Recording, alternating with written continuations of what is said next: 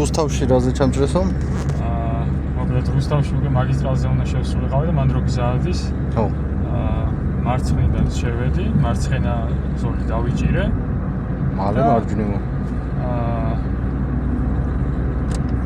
დავიჭირე და ისევ დავინახე ჩაუბრალოდ გადმოვედი მარჯვენა ზოლზე, წესია და დაახლოებით 50 მეტრში მანქანა იყო გაჩერებული ისე რომ ისევ ზოლის შესვლა მიწევდა. ხო.